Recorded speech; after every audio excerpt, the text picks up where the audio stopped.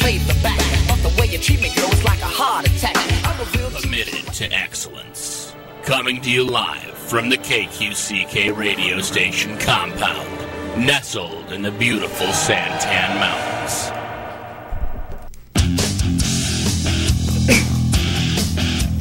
Mark J. Victor.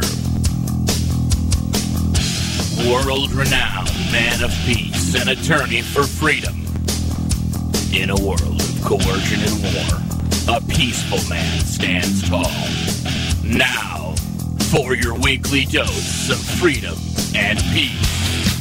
A peaceful man stands tall. Ladies and gentlemen, the man of peace himself, Mark J. Victor, brings to you the Attorney for Freedom Show. Well, welcome to the Attorney for Freedom Show, everybody. We are, Tracy and I are back from taking a week off. We were, as they said in Pulp Fiction, kicking it in the Caribbean. And looking so tan. Man, we had such a good time. We did a Norwegian cruise and left out of Miami, and we went to St. Martin. We met some friends down there. I've got some friends I've met through, actually at Libertopia. And so, yeah, we should probably do a little plug for Libertopia. Absolutely. And we go to Libertopia. Every year. Yeah, once a year they do this conference out in San Diego called Libertopia. And I think their website is libertopia.org. It is. And it's a big freedom conference. And I met some friends out there, and they have decided to chart a course to places they deem freer than the United States. And so we met with them and stayed at their place and for a little bit, and just talked about freedom and living in the United States and comparing that with their lives now in St. Martin, which incidentally, sort of interesting, they live in St. Martin as tourists.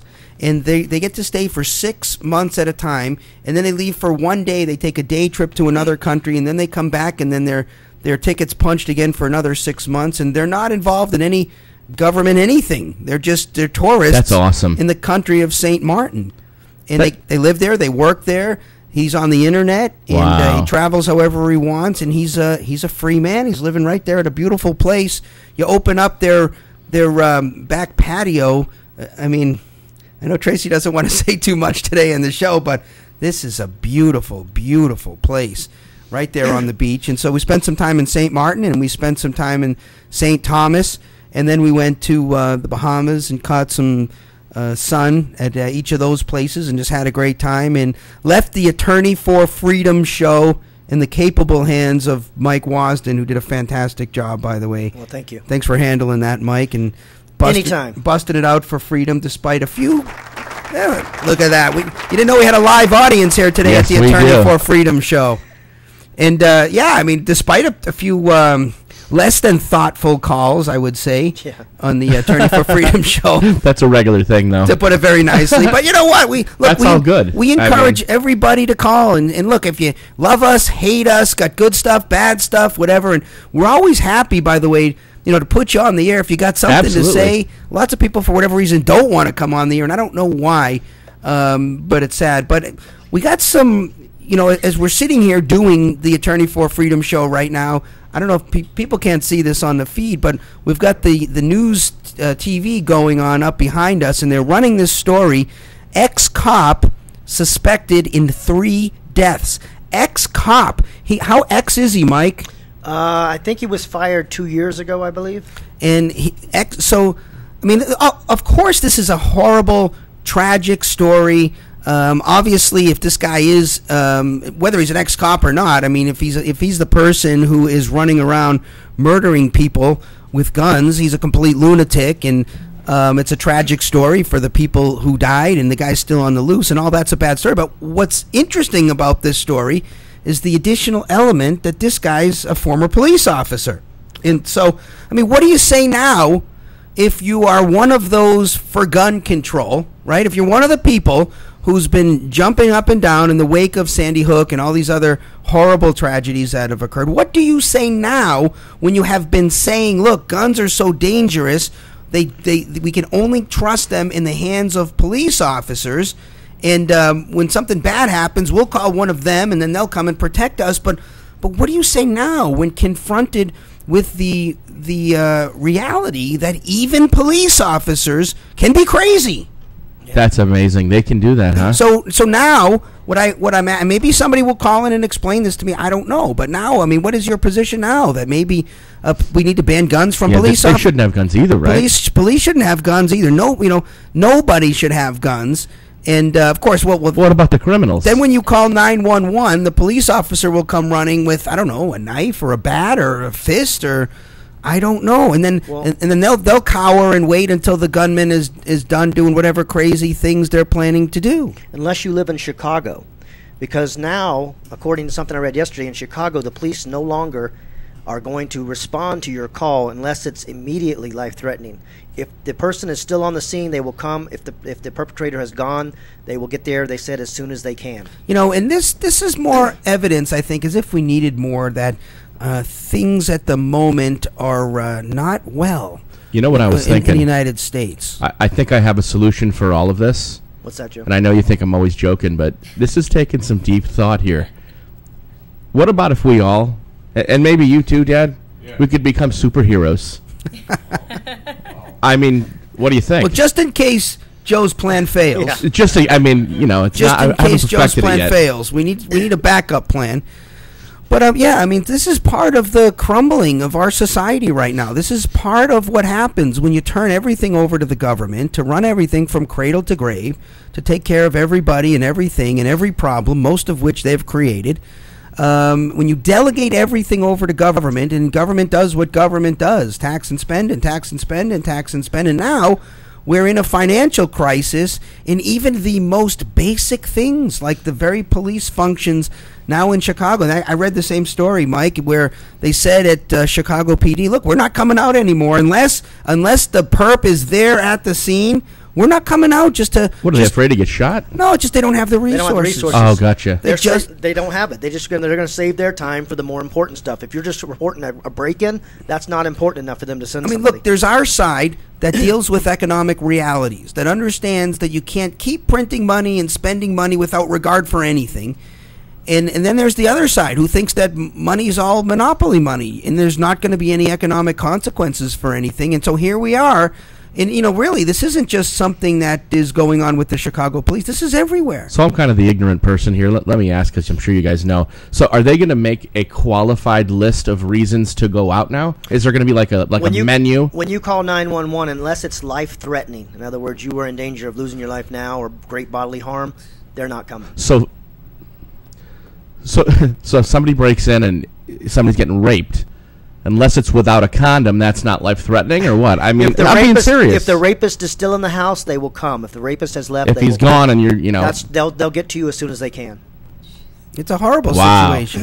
I mean, that is ridiculous. And I know there are some people in Chicago that are saying, look, all this money I pay in taxes and income tax and property tax and this tax and that tax and all these taxes, and somebody breaks into my house and burglarizes my place, I call the police and they're not coming. At least until they get around to it sometime later on in the day. I don't envision a society like that. I envision a society where, and bad things are going to happen. Please don't confuse a libertarian position with a utopian position. There are bad guys in the world. There's always going to be bad guys in the world. Bad guys do bad things. Bad things are going to happen. And so when a home is burglarized, what do I expect? I expect the police to come out promptly, to dust the whole place for prints, to see if there's DNA evidence, to check everything, and then to run it through a competent crime lab that will process all the evidence promptly and accurately and get the thing solved to the limits of our abilities that science allows. That's what I expect of our police department. Aren't we entitled to that as the world's superpower at this point? Why do we settle for anything less? Well, why? Because there are economic realities, and the government's out there chasing all kinds of wild gooses, doing all kinds of crazy things, and we're not getting the bang for the buck that we deserve. Well, that pot smoker's a lot more serious, Mark, than that rapist. Come on. I know. I mean, does there ever come a point where I don't know what the other side says about this? I mean, if people are listening, please. I mean, I promise we'll treat you kindly, but call in and tell us why, given that the Chicago police now are saying that we're not coming out on a burglary, we're not coming out on these property crimes, we're not coming out even on a bad crime unless the guy is still there. does it really still make sense to keep chasing around the pot smoker? But I bet they still come out for the drug crimes. What do you want to bet on that? I bet they still come out if you call and somebody dropped a joint. They're right there, I'm sure. That would be a good question. Are you still testing the green leafy substance?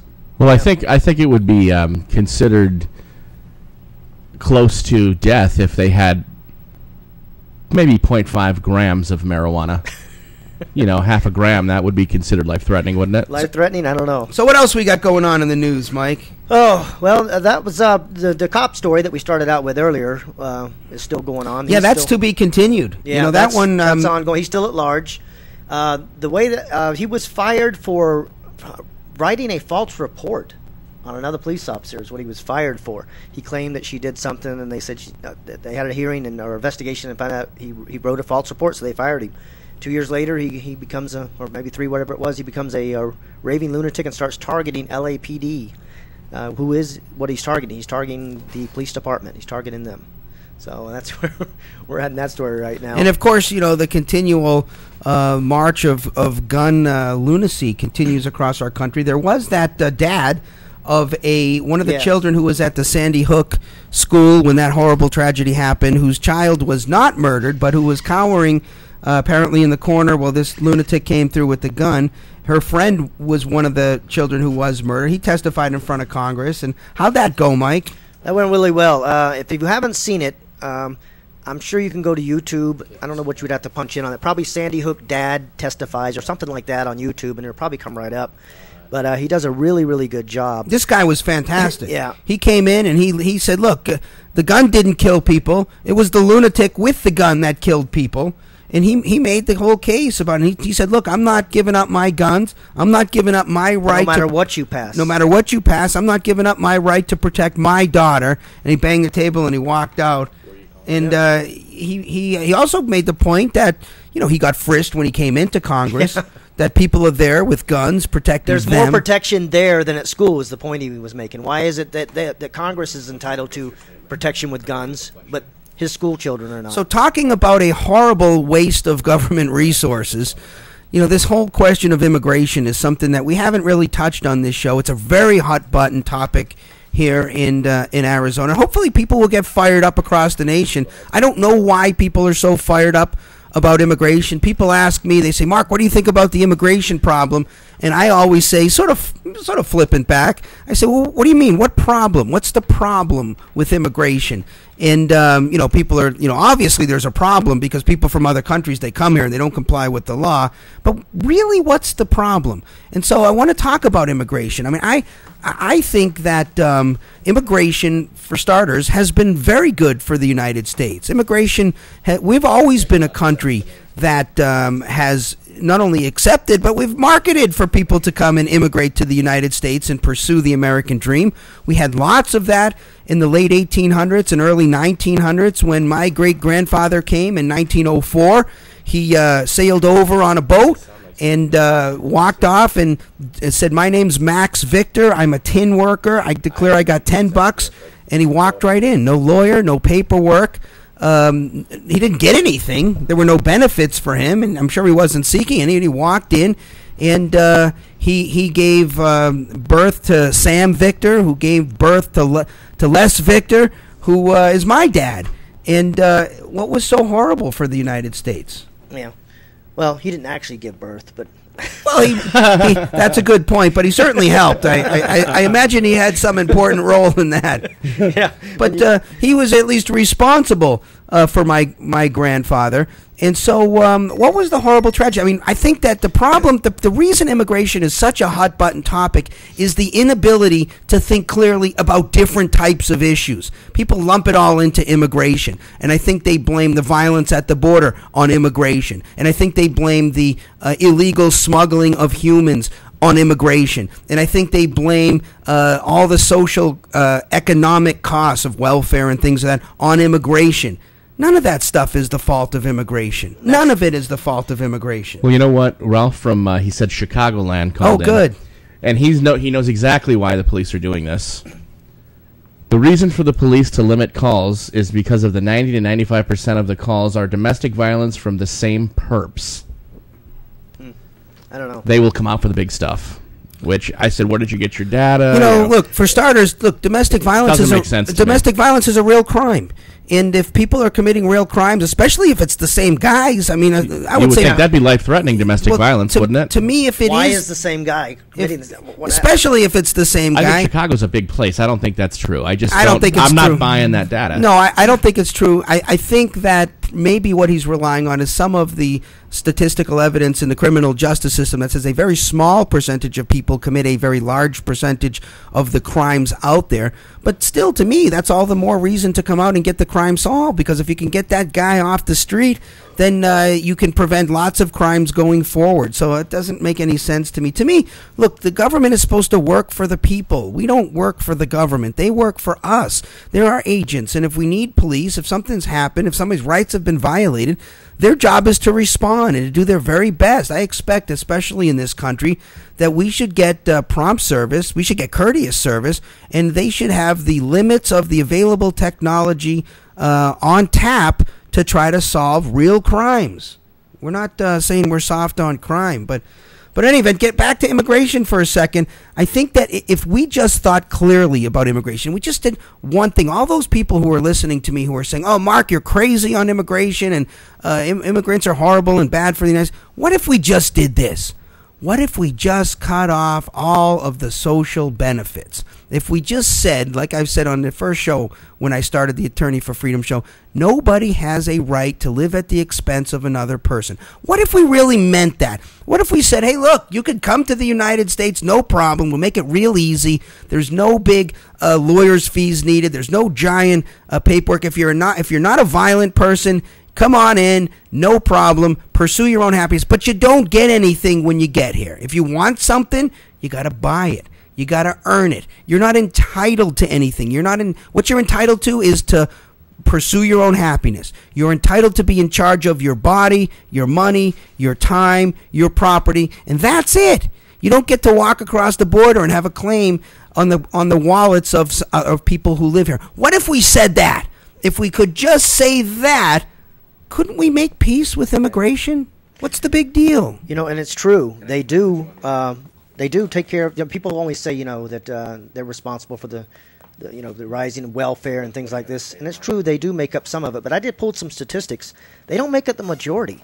If you look at this, comes from the House Ways and Means Committee. They did a report on this: native versus immigrant use of welfare. If you look at AFDC, it's about even. Natives, 0.06%. Non-citizens, 0.07%. But then when you get down to other things, Social Security, natives, people that live in this country, amount for 1.6% of that. Non-citizens, 1.3%. And probably some of that is they have to work under the table. And, the ones I've spoken to, because I've represented several people here illegally, and that's generally the crime I've represented them on, is being here illegally. They would love to pay taxes. They would love to pay Social Security. Most of them have told me, look, it's my dream. It's my lifelong dream to become a citizen of the United States. I would love to pay taxes. It's not that they are trying to skip out on paying taxes. They would love to pay taxes. But, of course, that's just a straight percentage of the population. And what you're citing are statistics that say, look, as a percentage of illegals, they take up a smaller percentage. A smaller percentage of them use government welfare programs. But the pool of them is much smaller than the pool of legals. The stats that I would like to see is what is the total cost of benefits for people who are here legally versus what is the total cost of benefits for people who are here illegally. And to me, I think that number is going to be very telling, because I don't have any question in my mind that the dollars that are needed to fund the benefits for the people who are here legally, that's the problem. It's the cradle-to-grave welfare state for the people who are here as citizens. And, of course, nobody should have a right to live at the expense of another person. That's the nature of a free country. You get to pursue your own happiness. If you need help, you're subject to the whims of other people in terms of how they're going to spend their money. You don't have a claim on your neighbor's wallet. We need to get back to a society where people are free like that. And, the reality of the thing is, Americans are very charitable. You show me a disaster going on anywhere in the world, and I'll show you all kinds of efforts here in the United States voluntarily done and undertaken by people who are really charitable, because government forced charity is not charity at all. Go ahead, Joe. You got a call. I'm getting so frustrated that people aren't yelling at me today, which is well, amazing. that's a nice That improvement. is. Thank you so much. But I'm feeling frustrated by the kind of questions we get. We need to figure out how to get into an audience that, and believe me, I'm not saying don't call in. I'm not saying you guys aren't smart. But Sarah from Phoenix, this question here, I just can't understand it, and I don't think I ever will. Well, let's so maybe deal with Mark, it. Let's maybe get it you out guys there. do. Let's get it out there. Sarah from Phoenix, Joe, you'll feel better just I'm getting it gonna out. feel better. You're going to feel better getting it out. Why should people be allowed to purchase drugs, have assault weapons? People need the government to guide them on what the right things to do are based on the information learned from our founding fathers. That's why we have government. I don't even understand what she's saying. She doesn't either. Well, I guess that one. I gotta say that's a little confusing. But let's talk about that. Let's start from the beginning, maybe the founding fathers. I mean, if you look at what the founding fathers were actually talking about, they couldn't even have conceived of a government this big. Well, even if you look at Alexander Hamilton, who was he was the big government founding father. He never could have conceived of a government this big. I mean, basically, very, very few things were up for a vote. Very, very few things were even in the government sector at that time.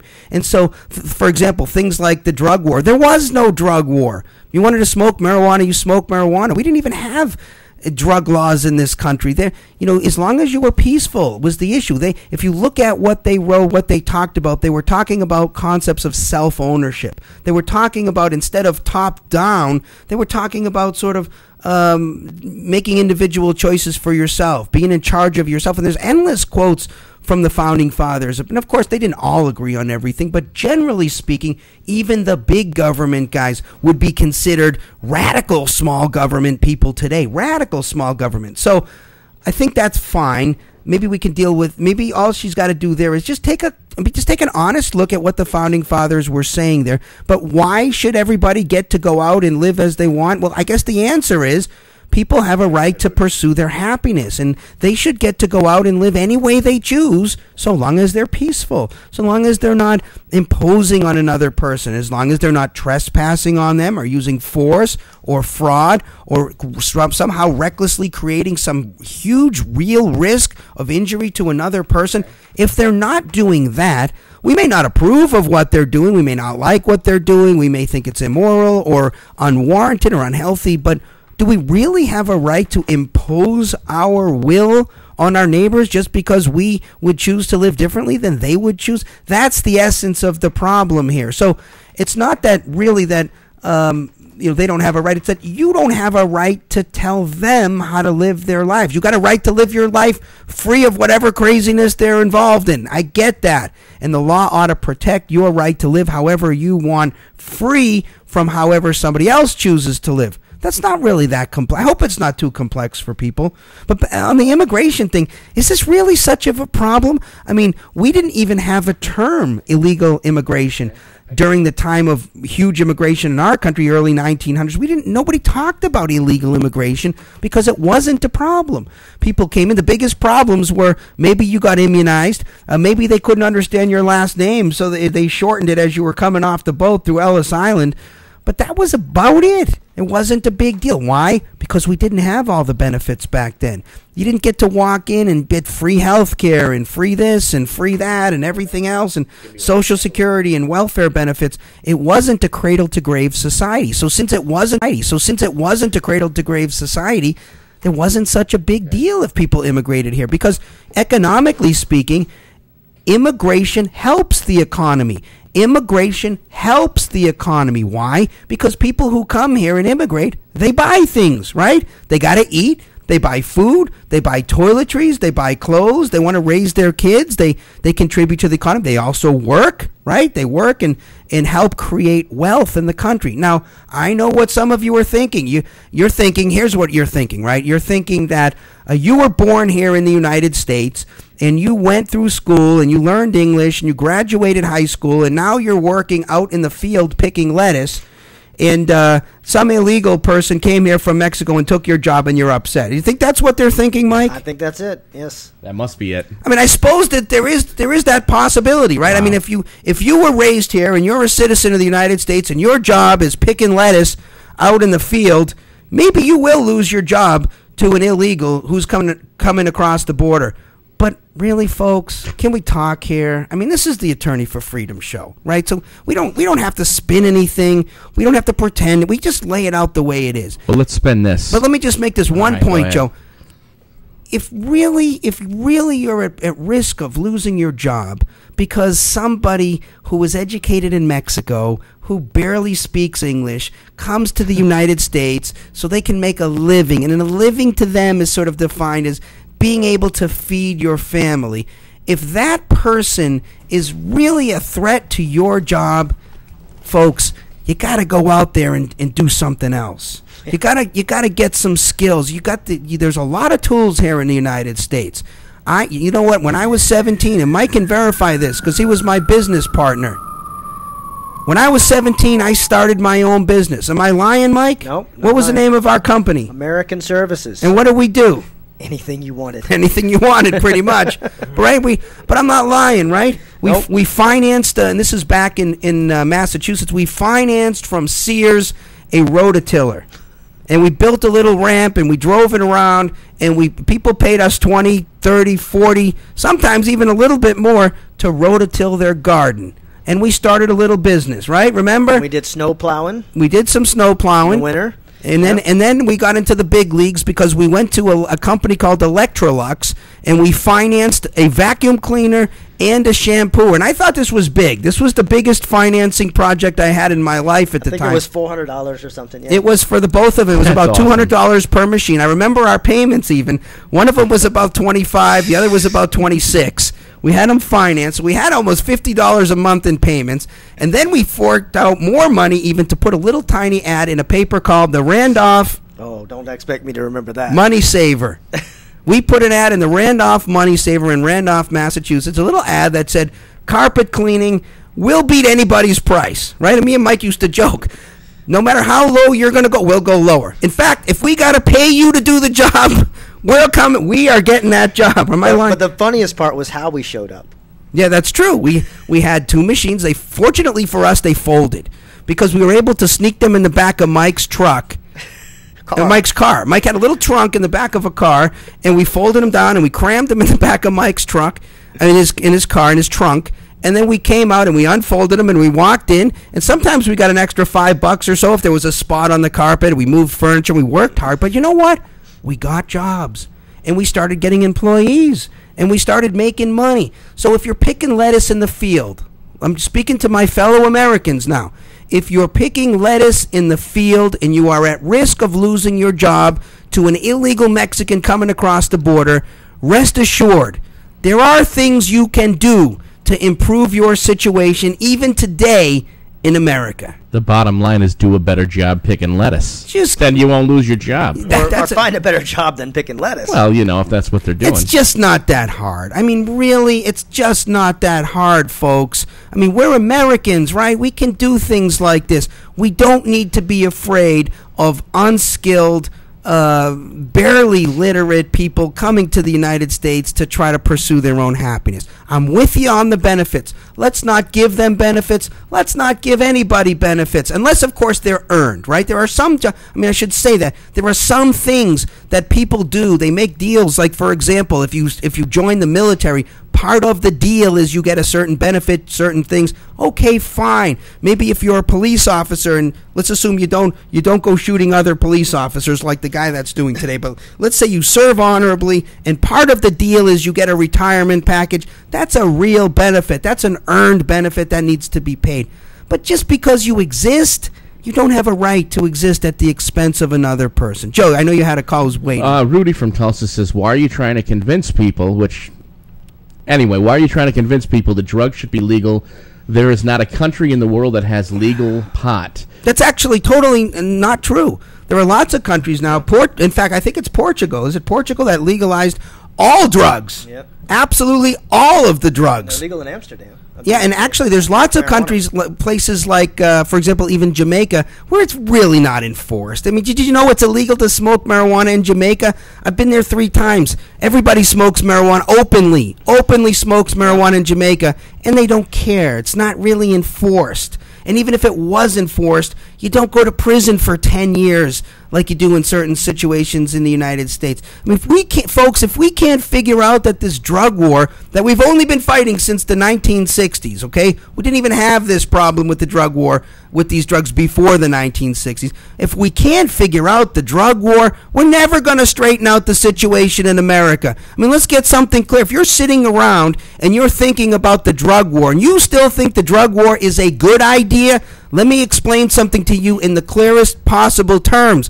You are still part of the problem, ladies and gentlemen. You are part of the problem. Stop trying to figure out how to solve it. You are the problem because you don't even understand the nature of freedom. You don't even understand that you don't have a right to not impose your views on your neighbors. If your neighbors are smoking marijuana or tobacco or alcohol or wine or whatever, if they're peaceful, what business is it of yours? If we're dealing with competent adults, what business is it of yours? How is this a role of government? If you believe that government exists to protect our rights, how is it a role of government for you to get the government to go over to your neighbor's house and smash down their front door and go in with a bunch of rifles, throw everybody on their face, take their drugs that they're peacefully using, and then throw them in a cage?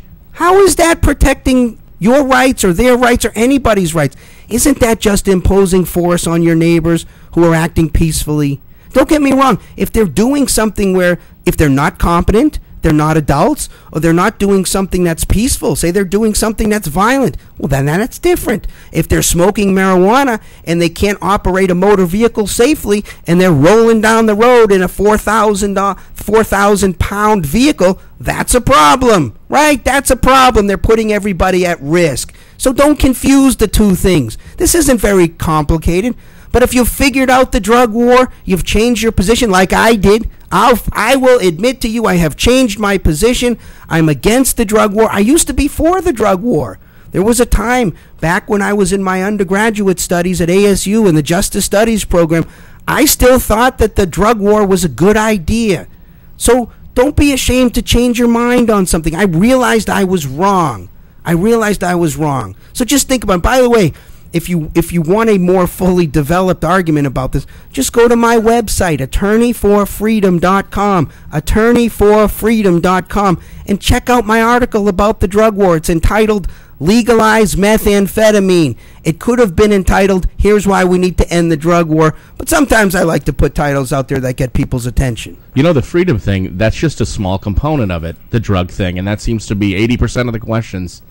Yeah. I mean, it's interesting. Yeah, the drug thing is still something that's confusing people, and we got to deal with it, and we should deal with it because a lot of people still support the drug war. But you know what? Things are changing, Joe. And I've been arguing in court lately on these drug cases to these judges that, look, even though the law hasn't changed officially yet, especially in the federal court. I was in the federal court this week on a drug case, and I was arguing to the federal judge, look, even though federal law hasn't changed, guess what?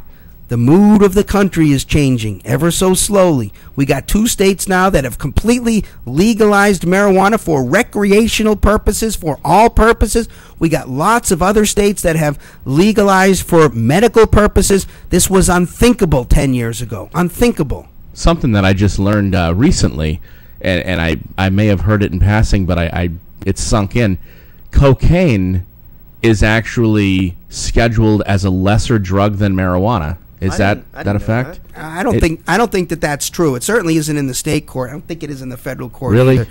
Yeah, there may be different kinds. There used to be a distinction between different types of, I don't know if it was cocaine. There might have been different types. Maybe I read an old article. There may have been, crack, cocaine, and regular cocaine may have been scheduled a little differently, but I think they've changed that at this point. Well, so cocaine used to actually be medicinal. They used to use it at the dentist office. That's why they, now they use Novocaine. The reason they sound the same. And marijuana may be. I don't know. I mean, I have no idea. But there are people who have come into my office and talked at length about how marijuana helps. I mean, these are not people who are pretending to have illnesses. I mean, I've had people in my office. I've had people in my office with very severe, debilitating diseases. I had one woman one time who had, I don't know how many rods in her body, her bones. She had this brittle bone thing where bones were always cracking. She was constantly in pain. Oh, yeah. She was constantly prescribed all these heavy medications. And her mom said, look, I don't like marijuana, but I have to admit, when my daughter smokes marijuana, she doesn't need all these other drugs. It really helps her. And I guess I don't think they were lying to me. So I'm sure there really are people who are benefited medically because they smoke marijuana. But that's not the point. That's not the point. That's not why we as Americans should be saying, look, people have a right to smoke marijuana. We should be saying it because we want a free country, right? We want a free country. And this is part of the cost of a free country. People may choose to do things that you don't like, that you don't agree with. And that's, seriously, immigration. We got people here, and I don't feel this way at all. To me, I don't care if people come to this country and they speak another language. I don't care if they celebrate other holidays. I don't care if they keep their culture from, look, it's a free country. I say to people who come here from other countries, guess what? America's so wonderful. You can celebrate whatever you want here. You can speak here. You can speak whatever language you want to speak here. You don't have to celebrate any holiday you don't like. You can live free here. And I say that with pride as an American. Why can't we take that position? But instead, we've got an army of people, it seems, out there who say, no, you must speak English. You must celebrate our holidays. Look, I don't speak any language besides English. I would prefer if people spoke English just because I could speak to them.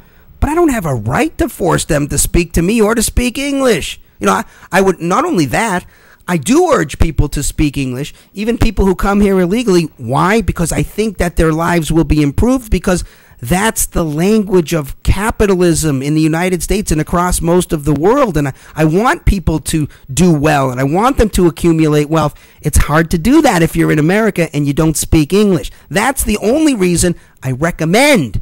I don't try to hit them over the head and force them to do anything. I don't tell free people how to live. I respect their rights to choose for themselves how they live. Why is that so terrible? Why do we have such problems with the immigration question here in Arizona and throughout the United States? It never hurt us in the early 1900s, and it wouldn't hurt us now if we just clipped the wings. Not clipped the wings, chopped off the arms and the legs, and maybe even the head of the welfare, cradle-to-grave welfare state. We really need to take action to kill this thing.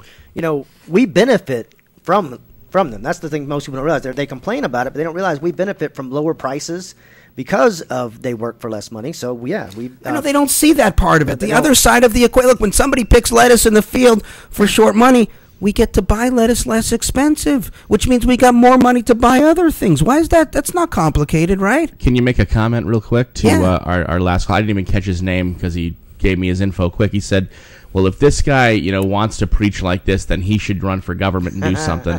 Can you make a comment on that, Mark? I will comment on that. Well, look, he obviously doesn't know you. I did make a run. I got in very, very late, and I ran for the United States Senate as a libertarian against Jeff Flake and Rich Carmona just recently in the last election.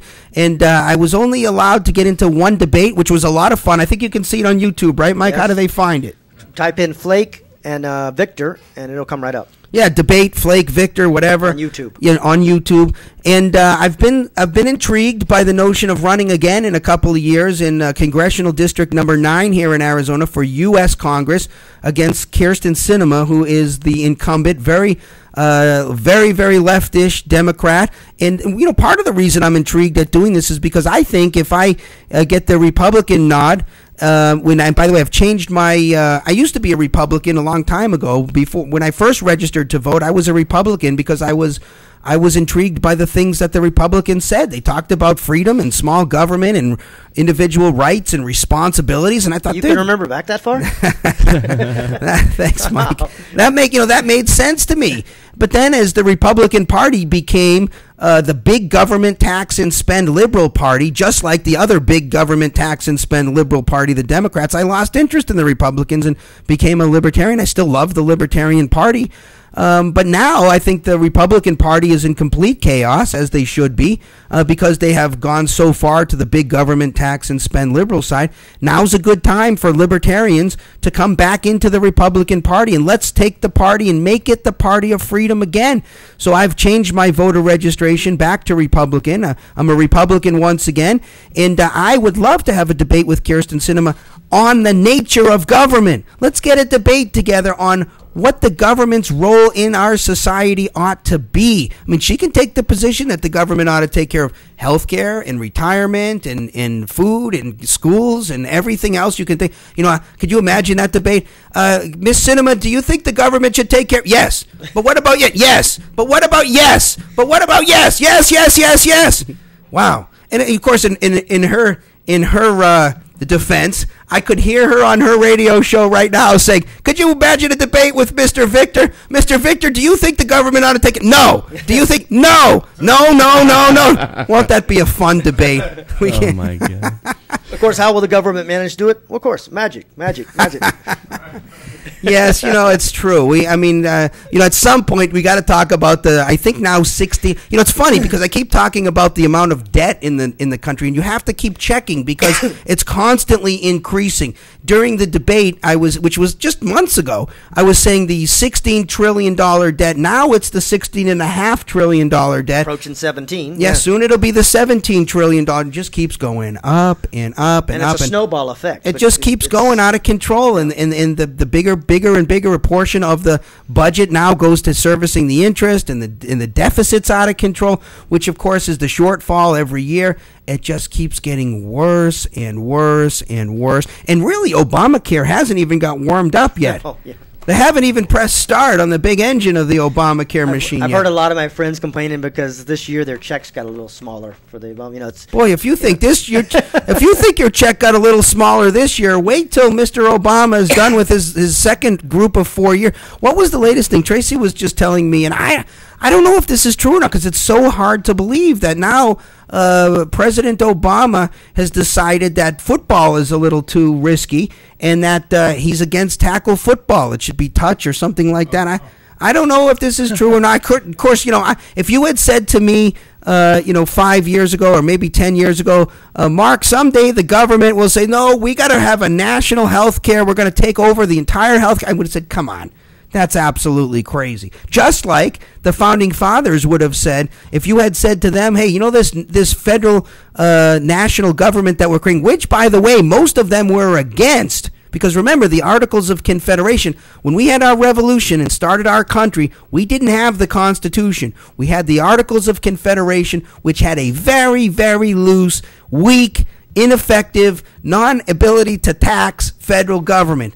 Then they formed up this federal government, right? The Alexander Hamilton crowd formed up the Constitution. They were the big government guys. But if you had said to them, hey, this Constitution thing has got this ability to regulate interstate commerce, and that's going to give rise to a federally regulated drug war that is going to be so intrusive that it can, as a matter of federal law, prohibit one person in their backyard smoking a marijuana cigarette, they would have said, Mark, you are absolutely crazy. How could you go there from that? Was what they would have said. Yeah.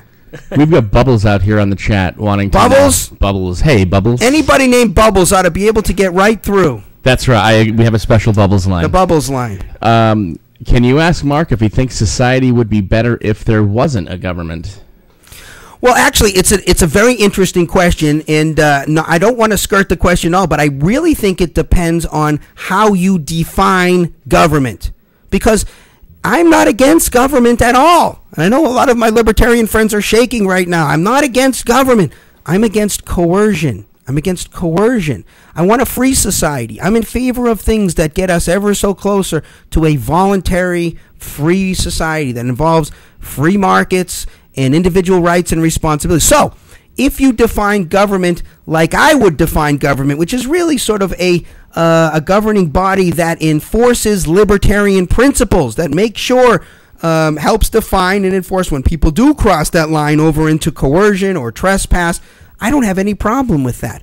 Some of my friends define government by its very nature involving coercion. If you define government like that, I'm always against coercion, so I would be against your version of a government. But like so many things, it requires a clear definition before you can proceed and have a discussion. But I think more precisely, it's better to say I'm against coercion. And also, I like power back down to the lower levels. I would love a system where cities and towns, and I'd even be happy with states, had more power than the federal government. Then they could be little experiments all across the United States. And if one city or town or even state was doing something horribly bad, the transaction cost of moving to the neighboring state wouldn't be so high. And then if one government was losing customers, citizens, they would have to change by market forces. I think that's a much better system because, look, none of us have the answers to all these questions. It's kind of like predicting the market. We can't predict what the market's going to do. We know the market will do something. The market will work hard to do what people want.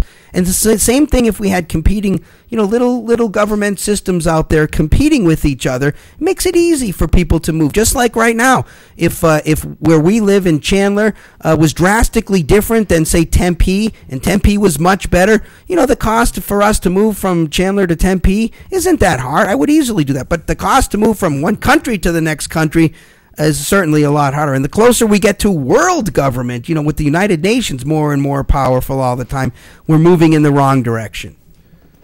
I'm going to go ahead and move the camera over here for a second to the lovely Mrs. Victor, by request, of course.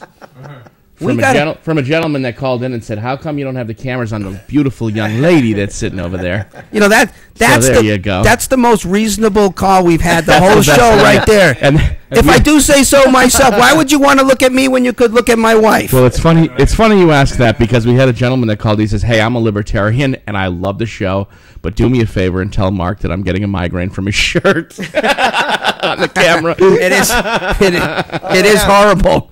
But he was laughing. It's kind of funny. Boy, it is very strange up there. It's a little different in person. It's three-dimensional. This is why it makes much more sense to fly in and buy a ticket right here in the front row for the Attorney for Freedom show. That's right. I think they're reasonably priced, and we got a couple of open seats on this one. Maybe we ought to give away tickets on our show sometime for a front row seat to the Attorney for Freedom show. We should ask the studio. You guys think it's a good idea? Do you like it here?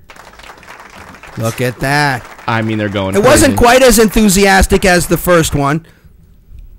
But it was still good. It was still all right. What else do we have on immigration? I can't believe people haven't called. And I'll tell you, the phones aren't ringing like normal today. I think we've scared people away. Really? I think it's the immigration talk. Maybe it is. I don't know. To do it. But I know there's all these people out there that are so angry about immigration that Mark would say people should get to come in the United States and pursue their happiness and not get benefits. I mean, shouldn't that be controversial? I would love to see a day. Joe, wouldn't it be your dream to see a day when I can come on the Attorney for Freedom show and talk about freedom, and everybody sits back there and says, "Yeah, we agree. There's nothing." Right. They're like, "Wow, nothing controversial here about that." What am I learning now? Of course, people have a right to control. I mean, really, that's what we ought to have, right? People ought to be saying, "You know what, Mark? Of course, you're in charge of yourself. What else you got?" Then we can argue about the greatest rock and roll band of all time, which, of course, everybody knows is Led Zeppelin, right? Of course. Mike wants to disagree, but he doesn't want to confront me on this because he knows he's wrong. We should play a little low-level Zeppelin. They're really good, don't get me wrong, but I don't know if I'm willing to say the best of ever of all time. Is somebody going to call in and challenge me on this Led Zeppelin thing? I don't think so, because everybody just knows that the best rock and roll band of all time ever, hands down, without any question, is Led Zeppelin. Okay. I mean, I know the Beatles had a lot of hits. I know they were influential. But they're a little soft, right? They're a little soft. They got good stuff, and I'm not disrespecting the Beatles, but they're not Led Zeppelin. No, they're not Led Zeppelin. I'll give you that. That's for sure. But I don't know if I'm willing to say Led Zeppelin is the best of all time. That's all. They're definitely. Well, you're going to say it's the best of all time. Well, I think it's just it's more of a you're skirting you're like a politician, Mike. Yeah, that's what I'm doing. I'm spinning it. Here we go. Is there a black dog running around here somewhere? I'm looking for the black dog. I thought I heard a black dog running around. I think we found him. I mean, Led Zeppelin. You could definitely put the Stones and the Beatles right up there next to Led Zeppelin. I mean, look, I'm not talking about just longevity here. Although I'll say that the music of Led Zeppelin is timeless. There's kids today walking around with Led Zeppelin shirts on. They haven't been playing since '79, right? I don't know anyone who's never heard this song. It's the Black Dog. Okay. All right. Back to business. Okay, there is another story if you want to talk about it a little bit. I mentioned it to you on the way over here. It's a woman who's in jail. Yes. For the heinous crime. Get this. Now, this was her heinous crime. She made up a Social Security number so she could get a job. And their job... She's an illegal, Yeah, right? she's an illegal, and she wanted to get a job. So she made up a fake Social Security number to get a job at GNC warehouse in Phoenix packing vitamins. She did. That's You know, horrific. look, let me just talk about this for a second, because this is a problem that I've talked about a lot. I haven't brought it up on this show. I think it's a problem with us as humans. We got a problem in this area, and so let's just talk about it. I think we have an inability to really appreciate a situation unless and until we see it, we experience it. And Tracy knows the example I'm going to give in a minute, but you know, I've represented a lot of these people. You know, it's easy to say, well, yeah, okay, they're illegal and they're breaking the law and put them in jail. Yeah, it is. But you know what? Meet them. Talk to them. Sit down and have an attorney-client meeting with them on a personal level like I do. And understand that, you know what, this isn't just a statistic about an illegal. This is another human being who differs from you only because they were born on the wrong side of a political border. Big deal. This is still a human being who loves their kids just like you love your kids, who wants to improve their lives just like you want to improve their lives, who's got a mom and a dad and a grandparent and cousins and uncles and a whole family who loves them, who's worried about them. That's what we're dealing with. And when you say put them in a cage just because they're trying, and you know, keep in mind too where they're coming from. These are people that are born in situations just south of the border, right? Born in situations where they can hardly feed their family. The last guy I represented was working in Mexico in a creek busting rocks for some guy who sold the inside of the rocks or something like that.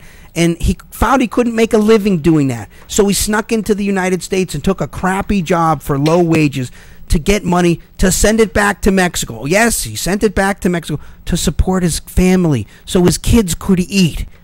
These are the kinds of people you're putting in jail and prison, and it doesn't make sense. Now, I could tell you that last week on Wednesday, right? Okay. Wednesday of last week, when we were in the Caribbean, there was a man who died on the beach of St. Thomas. That happened. That was a real thing. But I don't know if that really strikes anybody as a big deal because you weren't there. But you know what? It just so happened Tracy and I were there. We were on the beach last week, and we were sitting down enjoying the waves, and all of a sudden a little crowd gathered. People were rushing over, and the lifeguard came running over, and there was this man who was pulled out of the water, and we were looking at him. He was unconscious at the time, and they were working on him. Everybody was gathering around, and we were all kind of sensing the horror of watching this. It made such an unbelievable impression on us. And then, after a period of time giving him CPR and pushing on his heart, he woke up and he tried to stand up. And we were so relieved. Everybody clapped and cheered. And as humans, we were so happy for the guy. It was the biggest thing ever. And I went back into the water, relieved that this man was saved. But as a couple more minutes went by, there was still the crowd around the guy, and they were still pounding on the guy again. And I thought, you know what? Something isn't right. Something happened to him. I don't know if he had a heart. This was a guy who was on the same Norwegian epic as us. This was a guy whose little daughter was on the beach with him that day, and whose mom was on the beach with him that day. And you know what? He died right there on the beach. God. 29 years old. Died right there on the beach. So you didn't see it.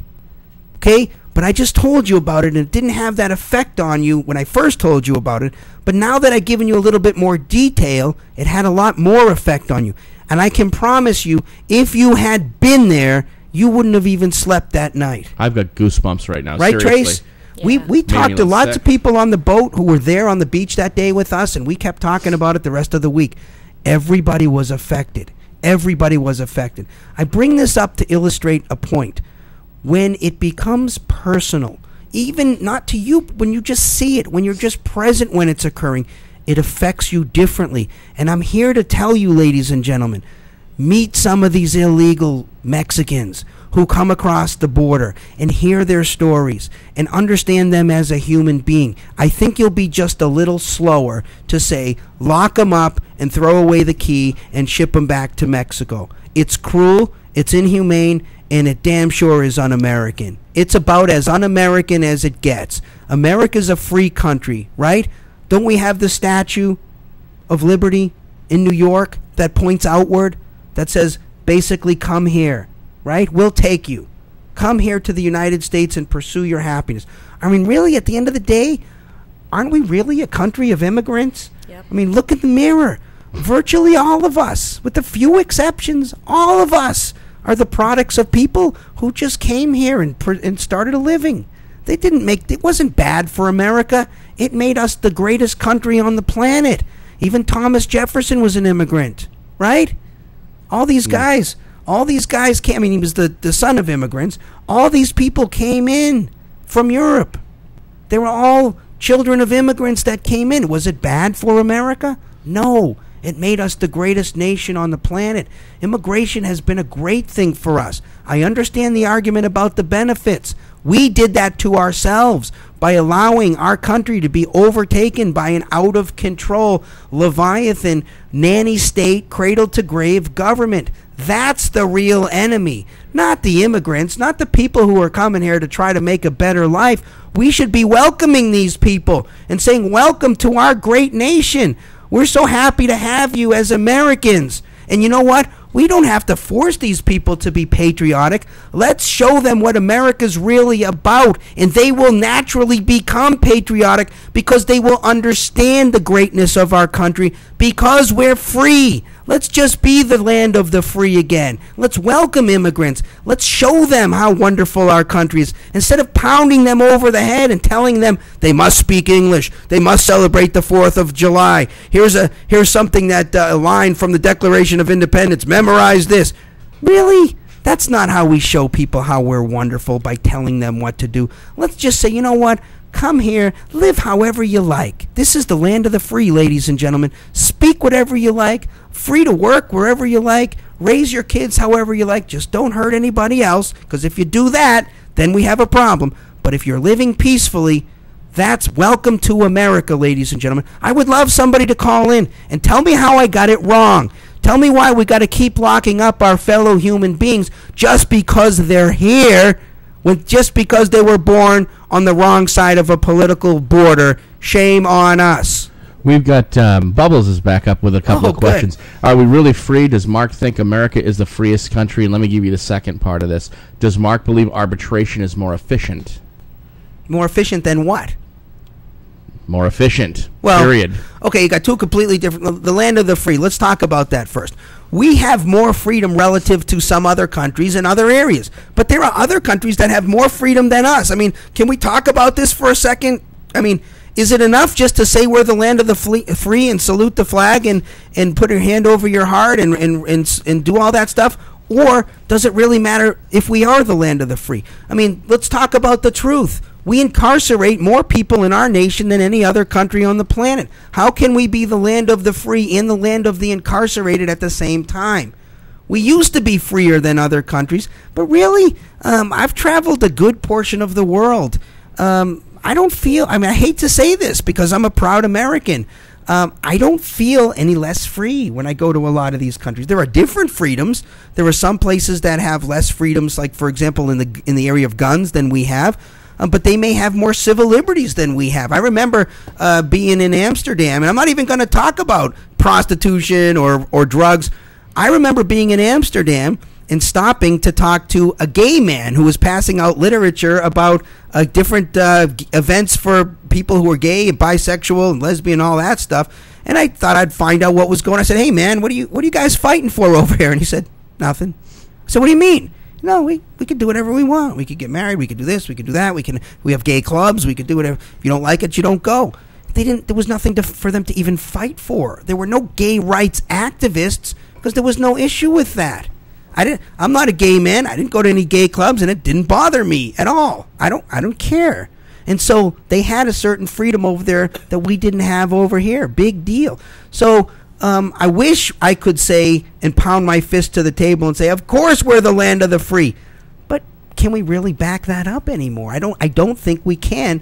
And I think other countries are laughing at us when we call ourselves the land of the free. In terms of arbitration. And he said, does Mark believe arbitration is more efficient than government courts? Oh, absolutely. There is no doubt about that. In fact, my position is the government courts ought to be closed for contract disputes entirely. Because, in fact, most contracts today have arbitration clauses. Look, if you're going to do a planned transaction and you get into some dispute, why should everybody have to be involved in funding that? I think that it's very common today, and for good reason, to have an arbitration clause, because if, let's just say you're doing some kind of a deal in like the construction industry, you can appoint an arbitrator who's familiar with the trade and practices in the construction industry and say, look, if we disagree on something in our contract for construction, we're going to get this experienced construction industry person to decide for us and tell us how it's going to be shaken out. I don't see any role for the government there. There's no reason for the government to be involved in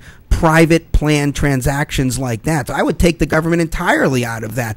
And arbitration, look, there are competitors in arbitration business too. There's lots of different. There's the American Arbitration Association. I think there's one called maybe JAMS. I forget what they stand for. And they say, look, we're the best arbitrators. And there's the competition among arbitrators out there. It's perfect. It's capitalism in action. All right, and for the last question of the day, and Andy, a female from Springfield, Missouri, was very concerned that we might be saying, we're happy that you called in, Andy. We have nothing bad to say about you. We don't think you're dumb. She was very concerned about that.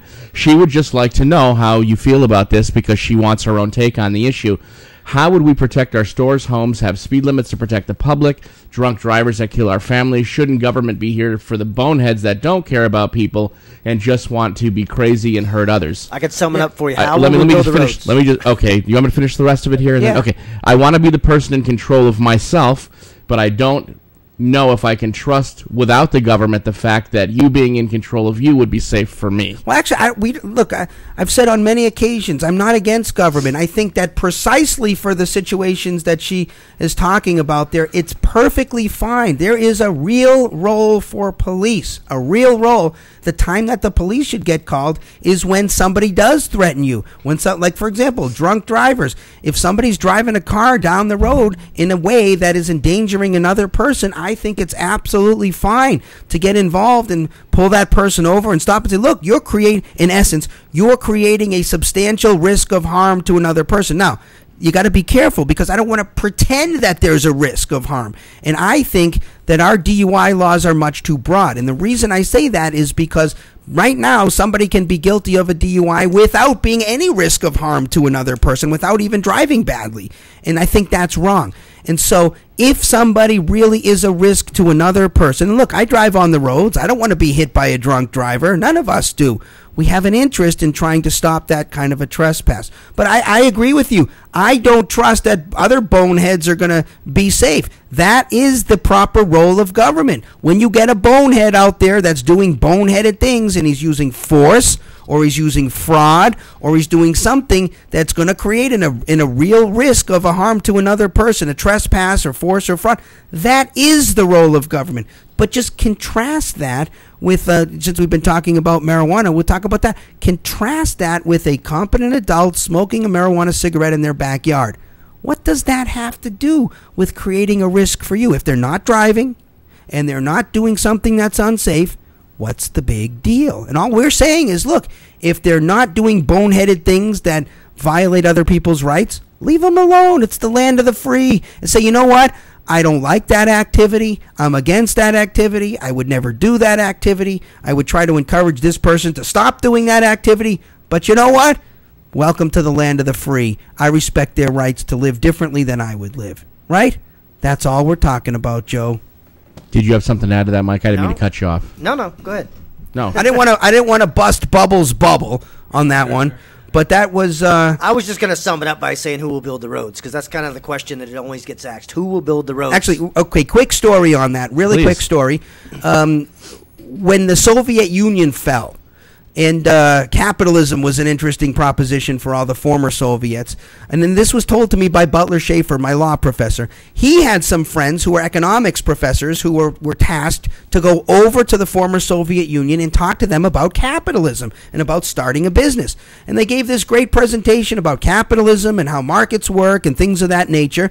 And at the end of that presentation, one of the former Soviet Union people stood up having lived an entire life where the government manufactured, distributed, sold everything, shoes. Okay, they were only government shoe stores. Stood up and said, in essence, look, all that sounds fantastic, but if the government stops making shoes, how are we going to ever get shoes? And the point of the story is because he lived in a society where only the government was providing this service, he couldn't even envision the concept of the private sector actually making shoes and selling and delivering and doing a good job. And of course, from our point of view, where the government doesn't really have much to do with making of the shoes, we got a huge variety of different kinds of shoes, and we don't even think about something like that. So the next time you might think of how, there are people in this country, maybe even listening to the show, who are living in areas like where I grew up, where only the government trash truck came around once a week and collected the trash.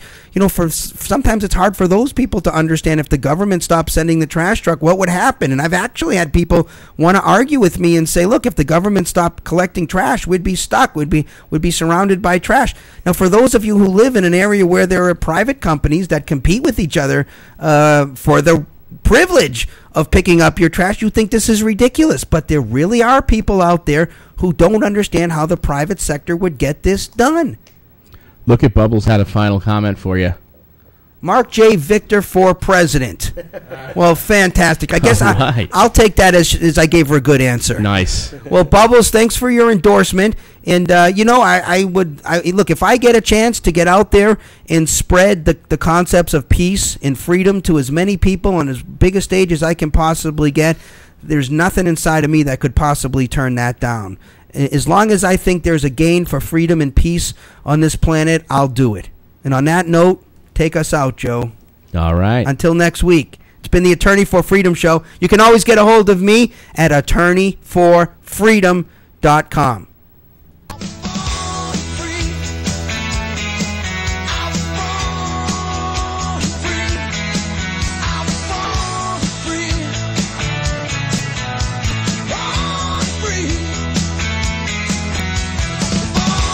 Freedom is the answer. What's the question? You have been listening to the Attorney for Freedom radio show, hosted by the original man of peace and high-profile attorney for freedom, Mark J. Victor. See you next week, same time, for another dose of freedom. Until then, peace out.